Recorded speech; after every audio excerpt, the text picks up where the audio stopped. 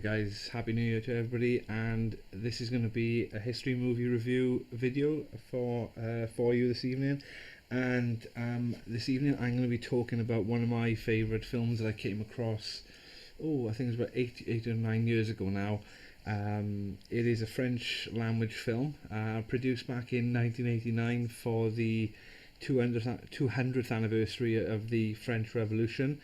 The film is called in English The French Revolution, or in French La Révolution Française, and quite a lengthy movie if you watch it all in one, but I'm going to be discussing part one here. Usually they split the movie into two different parts, and at the time, looking at some of the information, is one of the most expensive movies that was ever produced, really. I think it cost about $50 million to make back in 1989, which is quite a chunk of money, to be honest. And I think they were filming it for about 2 years. So anyways, I'm going to get into what this particular film is about. This first part of La Révolution Française is called Les Années Lumière, which is the Years of Hope.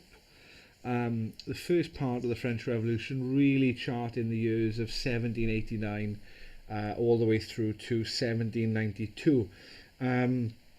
So you get the first taste of what the film is about. They set the groundwork early on with things that are really sort of plaguing French society, and for people who are not really not really au fait with the topic, I think they do a pretty good job of that. So in essence, I mean, for somebody who's never seen or read anything about the French Revolution, it was one of the most seminal moments in history, where you have an old regime, a feudal based monarchical regime, which was effectively toppled by the ideas of the Enlightenment, and the subsequent carry on during the revolution, pretty much caused a huge ripple effect across Europe and across the modern world, and still resonates even today. There's a really famous quote by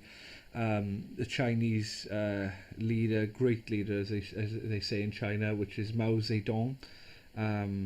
And Mao was asked back in the 1950s, early 1950s, and said, what do you, from your perspective as a historical leader, what is your opinion on the effects of the French Revolution, which was 160 years before he was interviewed?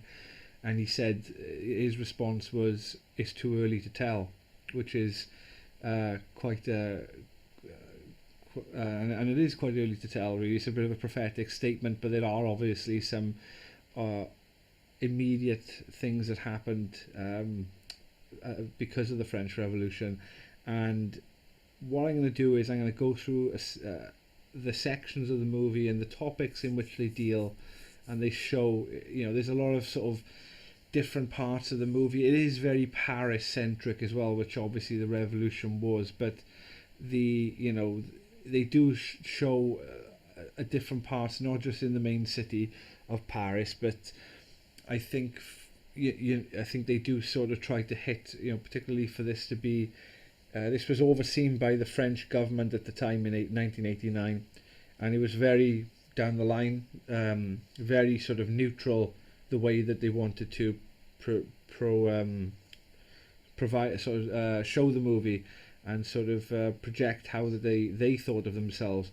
And from what I've seen is that maybe that neutrality does it a little bit of a disservice as well, because there are elements of the French Revolution where you could ascribe, that there were a lot more left-leaning things or a lot more right-leaning things in terms of politics in that. And I think that because there's no obvious overt political slant being put on it, that it does suffer a little bit from either sort of embellishment of the truth or playing down of a reality as well, which you can then be criticized. You can criticize, but anyways, I'll go through the main characters anyways to understand in this movie. So immediately in the film, you're presented with one of the famous ones, Marie Antoinette, Queen of France. And no, she didn't say the famous line, "Let them eat cake." That was not not a true quote from her. She's played quite well in this movie by Jane Seymour, who at the time was quite a big English actress. She's been in the James Bond movie Live and Let Die. She's been in plenty of stuff, Jane Seymour. There's other brilliant actors in this as well. So you've got Klaus Maria Brandauer. So he was also in a James Bond movie as well. He played one of the villains in Never Say Never Again, and his character in this is Georges Danton. So Danton is more of like he's a lawyer by trade, working in Paris, a little reasonably well off man, middle to upper class man, and effectively we see him and the stage of the revolution is set for people like him, particularly the class of lawyers who we see later on pretty much get the plum pickings of all the positions and really run away with the revolution. But he's very much loved on the street level, and as they say in French, a lot of bonhomie. Everybody likes him. He's a sort of guy who walks into a room and everyone's got a good thing to say about him, and he's a down to earth type of guy. So Danton, we come across as well then Mirabeau. So Mirabeau is played by Peter Ustinov, very famous actor. Peter Ustinov had played Hercule Poirot as well in quite a few movies, and he's playing Mirabeau, who albeit Mirabeau is an aristocrat, he actually becomes politically aligned with what we would call the commons, or in Britain, or the general public, or as they were termed in France at the time, which was the Third Estate, which encompassed around 95 to 97% of the French population. Really, they were the tax paying, the artisans, the basically the peasants of the country, farmers, artisans, and professional class as well. So they weren't clergy, they weren't nobility. They were everybody else bar those two main classes. And Mirabeau was very much the sort of spearhead and a gifted orator, albeit had a bit of a sort of sketchy background himself, as a bit of a runaway tearaway aristocrat himself. Then we come across another one of my favourite characters, and I think from the French Revolution. I've read quite a few books on this, and I think he's a bit of a tragic figure, very, very childlike in a sense, innocent, naive, but yet massive, well-meaning, but yet I think easily manipulated, is Camille De Mulan. So Camille De Mulan is somebody who we see in the film. He is one of the ones who starts to sort of stir up the Parisian population about a potential St. Bartholomew Day style massacre by the royal police forces and the army against the Paris population, who are discontent, to say the least, about the current state of the country in 1789.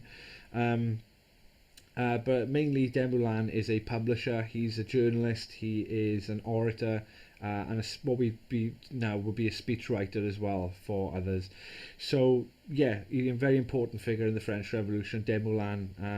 I like the guy who played him as well, pretty good actor. And then the other two characters we see really on the periphery of the first episode of this film is Maximilian Robespierre, who will become prominent later on in the Revolution. And Robespierre, again, like Danton, is a lawyer. This guy has come from the sort of provincial backwater of Arras. He is not the type of everyman's type of guy. He's a very studious, secluded, he's a very idealistic guy. There's a lot of information about how people would say he would constantly walk around with a copy of The Social Contract by Jean-Jacques Rousseau, who is a very famous Enlightenment philosopher out of France. A lot of his egalitarian views and his views on life come from Rousseauian, as well as mixed in with some of the flavour of his beliefs as well. But the guy he wasn't a very tall guy. I thought the actor who played him, Andre Severin, was fantastic, and very, very believable as Robespierre as well. Down to the clothes, the mannerisms as well, the facial expressions, and the delivery of basically cutting people down to size, and really you believed the sort of superiority, the moral superiority of Robespierre to anybody else. And I think that's what we see this a lot in our modern time now. We see people with pink purple hair and wearing particular badges with rainbow colours, and other people who prefer and like to lecture you about how you should live your life, and about how they are more moral than you, and how they they care just that little bit more than you about what's going on, and that maybe you are not up to scratch, and maybe you should educate yourself, and maybe you should work on yourself, that type of thing. And very, very much I think Robespierre is of that cut, where even at the time of the French Revolution, where that type of moral superiority was not found every day. That was what cut him apart. He was called the Incorruptible for a reason. So yeah, a very interesting character. He's mainly a peripheral character, good friend of De Mulan, and you see in the first part of the early workings with Danton and the introduction of his sort of influence on politics in France, particularly in the first couple of years, and then obviously will be much, much more later on as well. And then the other character is Jean-Paul Marat, and Marat is, you always get that one person in the pub who takes it way too far, that one person who maybe is a little bit exuberant, maybe takes it beyond the pale. Marat was like that in comparison politically.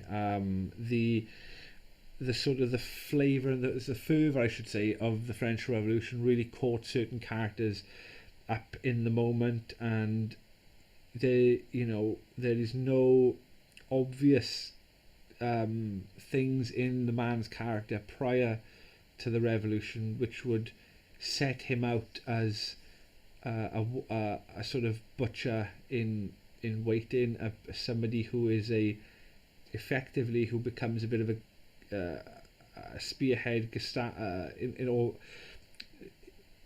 how can I put it, in a bit of a Gestapo style captain in all but name, with his little band of revolutionaries and sans-culottes who were going down hunting people who were not enthusiastically revolutionary enough, or were suspected royalists, or were suspected aristocrats, or were suspected moderates. So this type of guy is a very, very extreme guy, very extreme. And, the guy, calls for death like you would call for a glass of water. That's the type of guy that he is. And we see him, quite a lot in the movie. So those are the main characters, and also as well, the one of the main characters, obviously is King Louis the 16th of France, I should say. So that's the last one I ever mentioned. Sorry, King Louis the 16th, one of the main players in the film, and he is. I thought the gentleman who played him was superb, just to show the tortured nature of the king, the boy, and the man who never really wanted to be king, who was never really brought up to be king either. I mean, the guy was a very sort of mediocre man. I mean, somebody who just liked to, hunt, somebody who just liked to play with his dogs, somebody who just liked to sort of give advice and be very hands-on with in terms of mechanics and locksmith work. This isn't a guy who's been brought up to run pretty much the second or third major power empire in the world at that time. The guy wasn't even capable of doing so, and this is where no surprise that the country fell to pieces under his rule. So yeah, a tortured figure, King Louis, but some of it, which I'll go into now, will be of his own downfall as well, no doubt. But anyways, so that's the main characters, and just to go into some of the main points of the film we see. So France in 1789 is absolutely a tinderbox. You've got certain factors which are driving French society towards revolution, which are effectively the country's bankrupt. They've overspent themselves in terms of their foreign expeditions in America to help the American colonists become separated and a new country away from England, the British Empire. So that country is now the United States. Notwithstanding losing all of their pretty much all of their North American holdings as well, and some Caribbean holdings at the same time. So they lost their holdings in Canada. Later on as well. Then they are unable to effectively. They are unable to have any influence on the vast Louisiana territory that they hold in America. Not only that, but you have, as anything, it is always driven by finance. You have France, which are, certainly lagging behind as Britain becomes the first nation, effectively, as well as Belgium, to industrialize at the end of the 18th century and into the 19th century as well. So their sort of artisans are finding it very, very tough in competition with other people in other nations, as well as France is really caught at a bit of a crossroads here, where they are maintaining a somewhat feudal system in France, and as well as then in the transition to what we would see as the sort of modern era labour for hire capitalist sort of economic system. There's a lot of protection still in place as well, but one of the main things was effectively you have the majority of the tax in the country being paid for by people who derive no political power from the payment of that tax. The third estate, as I mentioned, which is anybody but the king, but the nobility, and but the clergy, are paying for the clergy, the nobility, and the king. The spending has got out of control. People like Marie Antoinette, the queen, is very spendthrift. The nobility are, effectively just taking the mick. Albeit there are some in the nobility who see the winds of change and do sort of align their ideology with the third estate as well, and the clergy as well. But effectively, this is where France is at. There is no political voice for the majority of the country, and the way in which the ideas of the Enlightenment about the sort of repopularization of people like Plato and the ideas of Aristotle, the old sort of ideas of democracy, egalitarianism, and particularly seeing that what they've done to free the American colonists from British rule, and them set up their own republic across the sea with representative government. I think a lot of the French citizens said, well, we want some of that, or at least we want to rein in the power of our king, who at the time is an absolutist monarch. Even the British king at that time had a lot more checks and balances, and as did Louis. So in the film, we are introduced to the problems of France at the time. We see that, so everything I've just mentioned, we see the seeding, and you feel the anger in the film. The king calls the Estates General, which is a meeting of the three orders: nobility, clergy, third estate. So they all meet with him. Effectively, how it's run before in France is that the reason that he calls this Estates General or the Parliament is because he wants money. The country's bankrupt and he needs to raise money. And the third estate say, hang on a minute, no, we're not going to be doing this the usual way, because every time we do it, we get voted down 2-1 because the clergy and the nobility vote together.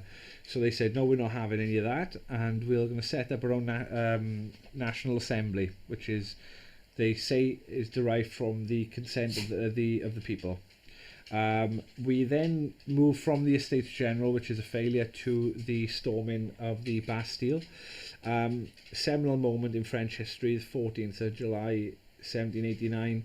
The fear in Paris at the time, because of the Estates General and the way that it was going, the king had also called in troops from Flanders to police the city just in case of riot. The Parisians took this to be effectively being just on the cusp of being put under martial law.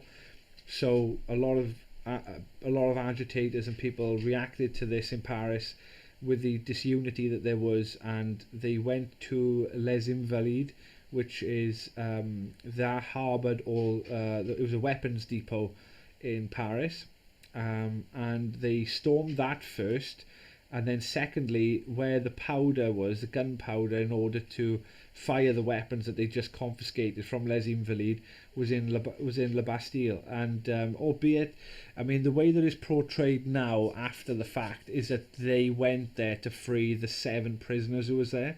So the Bastille was a massive prison fortress that had been standing there for about 300 years, 400 years. And more or less like a symbol in that part of Paris as of royal tyranny, royal absolutism, in the fact that anybody could be picked up with a lettre de cachet by somebody that's applied to the king, maybe perhaps even something as trivial as he's not paid me, he's in debt, I want him put into the Bastille prison for X amount of months as recompense. So they stormed the Bastille. I mean, the prisoners were let go, as well as then the gunpowder was confiscated as well.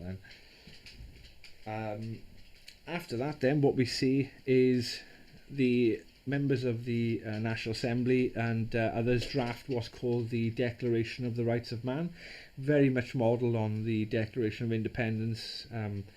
In America, but this goes a little bit further about the nature of man itself as well. Then we see immediately after that, then, which is the Women's March to Versailles. The women of Paris, effectively at this time, were pretty much starving, and bread was very scarce. The price of bread had gone up exponentially as well. So the Parisian population were starving, disgruntled. The women, both poor women and aristocratic women as well, that gets left out quite often as well, marched to Versailles, which was the residence of the royal family, and they demanded that they be fed, effectively. They wanted to have an audience with the king and queen and be fed. So what happens here is that the royal family are effectively intimidated by a mob to return to Paris with them, and they are then, I believe, they go to the Tuileries Palace in Paris later on as a sign of basically compliance with the mob. Little did they know that that would be the last time that they would ever be residing in Versailles. And that would be the last time that a French monarch would as well, for a good number of years anyways.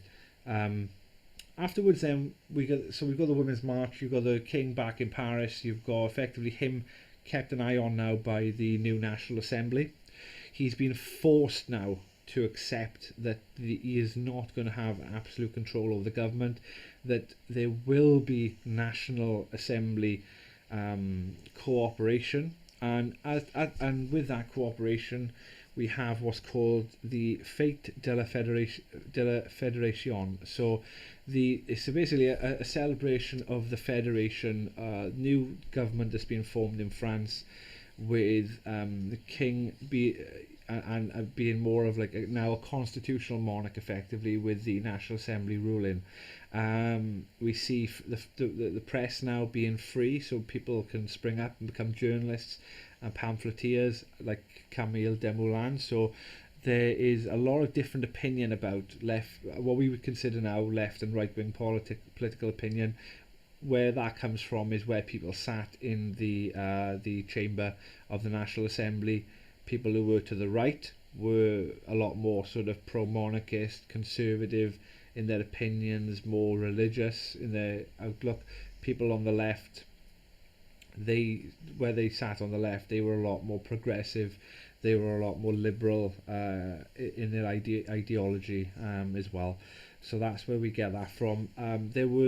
We see then, despite all this progress being made on the political front, there's still ruptures going on, like an earthquake. There's always an aftershock going on, and we see uprisings in barracks in Nancy, where effectively soldiers are disobeying the orders of the royalist commanders. We see then there's a massive undercurrent as well then of anti-religion, so attacks on clergy, attacks on churches. We see a lot of thumbing of the Parisians and the French population thumbing their nose at the Catholic Church, particularly because the Catholic Church collected tithes and taxes alongside people paying taxes to their feudal lord and the government themselves as well.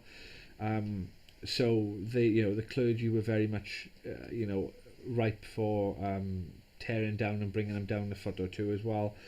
But we see attacks as well. I mean, when we say attacks, we mean actual desecrations. We see what today we call vandalism, what's called iconoclasm, which is the destruction of idols, the destruction of religious things. I mean, even Notre Dame in Paris was desecrated during the Revolution, turned into a bit of multiple things, different, like a temple of the Supreme Being and all this crap.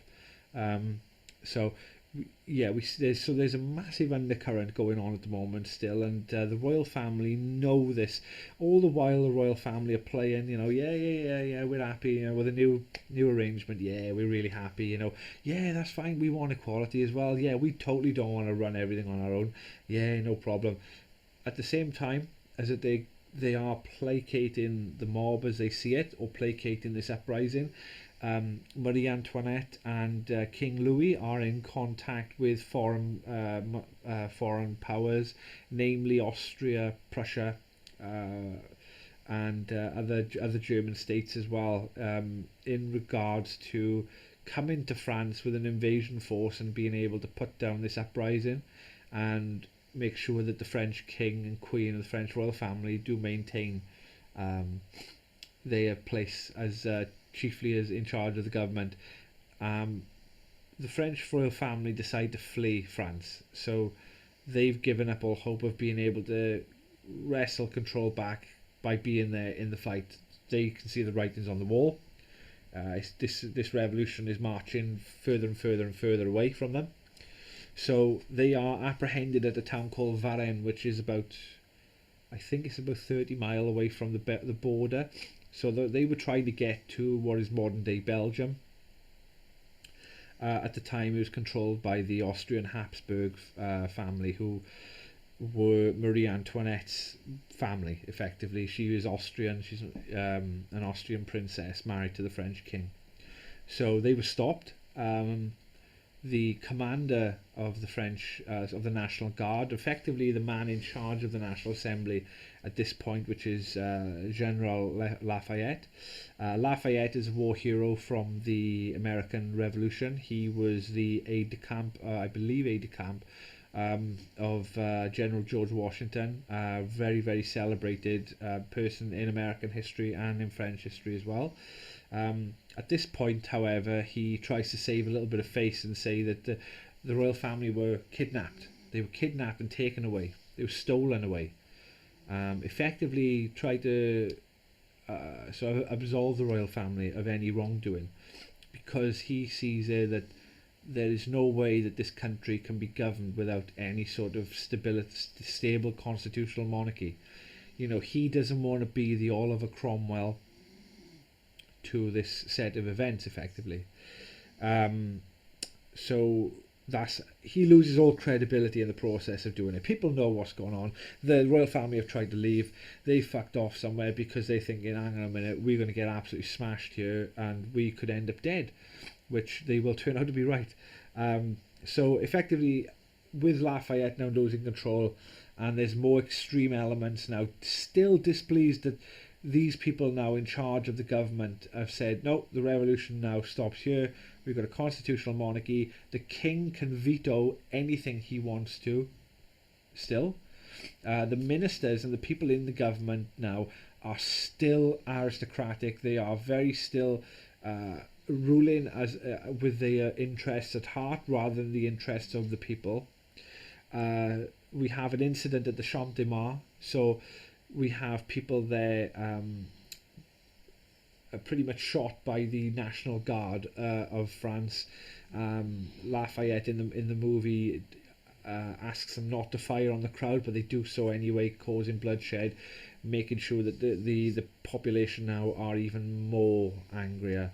And with the threat of foreign invasion pending from Austria and Prussia as well, we have the National Assembly, I believe at this point, goes way too far, and in order to sort of try and maybe coalesce the nation and solidify this revolutionary, pretty much bottle this revolutionary feeling, they declare war on Austria and Prussia, and trying to invite in the foreign threat, inviting in the foreign enemy, they hope can bring them unity, bring them together, and make sure that they can run France from top down, and remake society, remake the government in their own image as they see fit as well.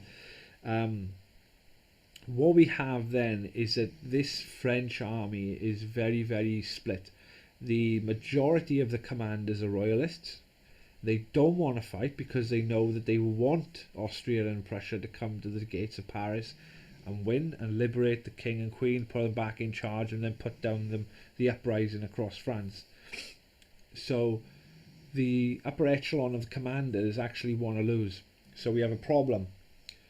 The recruits and the soldiers that they have are, a lot of National Guardsmen are pretty poor, very raw recruits, and we start to see some of the things coming in now, such as the conscription, where they just hope that their sheer numbers and the threat of invasion are enough to get them over the line and beat Austria and Austria and Prussia. Austria and in particularly the Duke of Brandenburg, Prussia, they pretty much do get quite close to Paris. They attack Verdun and they overrun Verdun, a couple of other towns as well in eastern France, just over the border from the Rhine. We see then in the movie, this is where the French national anthem, the Marseillaise, comes from. So the soldiers who were originally from the south of France, attributed to people from Marseilles, were humming this tune, this song, which was, I think it's Lisée de Rouget, had written. I think that's the name, anyways, of the person who wrote the Marseillaise, and humming the song, and that becomes then the sort of the anthem of the revolution, and later on the French national anthem, of course. But the defeats and the unrest lead to a massive flashpoint. The royals are no longer safe. They can't be trusted. They try to flee. They want to lose. They want to regain their power. They want France to suffer while they maintain control. They don't care. So, taking it upon themselves, more radical elements of the population in France, the left-wingers, namely Jacobins, they decide to attack the Tuileries Palace. The royal family are living in the Tuileries Palace. They are there with their Swiss Guard, and the Swiss Guard are absolutely massacred by the people and by elements of the French army and National Guards. The royal family flee, and this is the ending of the first episode, which I'll stop very shortly. They flee to the National Assembly, and this is effectively the end. As he says, Louis says to his son, there is no more king, there is no more royal family in France. To his young son, the Dauphin, unfortunately, and this is where effectively the abdication of power, albeit without writing down an abdication, this is where it effectively happens. They throw themselves at the mercy of the National Assembly for their own protection, because their plan has failed, and they are now effectively prisoner of the revolutionary government. So yeah, that is part one. I think it's an exceptional movie. Absolutely amazing, this film. Like I say, they do touch on the majority of the historical, big hitting points which I mentioned here, and they've done it in a very, very neutral way. I think that this part in particular is a very hopeful part, and I think one of the things when you read around the revolution is the sense of initial hope and prospect of something better, and where it's going to go. It's going to turn very, very sour, and it's going to end with blood, and it's going to end pretty back to where they started, effectively, later on. But anyways, I'll leave that for now. What I'll do, I'm going to give a rating for this movie. So the first part of this movie is brilliant. Go and watch it. It's very hard to come by, though, I will say. It has been on YouTube, and I did actually get a copy of it as well.